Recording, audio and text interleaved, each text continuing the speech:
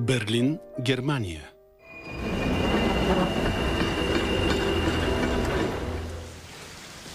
Ей, хлапе! Стани, стани! Спокойно.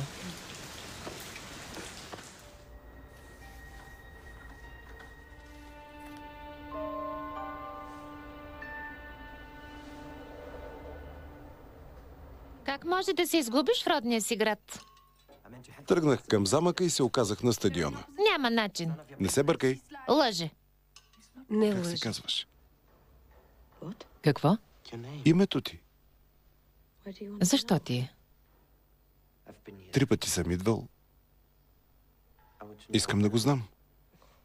Лошо ли? Не, Първа разбира се. сцена. В покоите за работа на принца.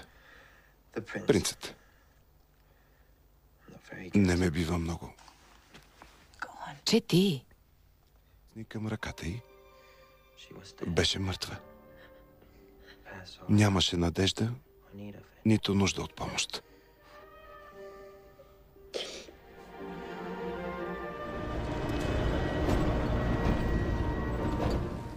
Просто е рожденият ми ден.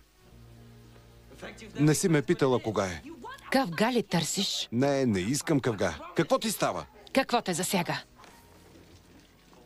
Винаги държиш да се налагаш. Казвам се Хана Шмиц. Благодаря.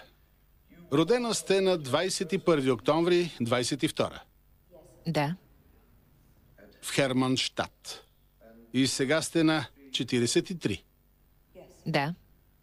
Постъпвате в СС през 43-та. Обвиняемата Хана Шмиц в убийството на 300 души. Хана Шмиц, във връзка с признанието ви, че сте имали по-особена роля, вие попадате в друга категория. Съдът осъжда обвиняемата Шмиц на доживотен затвор. Че ще дойдат други. Сенки на славни герои, мъже загинали отдавна, призраци от стари времена, които купнея да видя. В ножнята своя меч затъкни. След това двамата в постелята наша да легнем и тъй съчетани с връзка любов на сърцата си един друг да открием. Пораснал си, хлапе.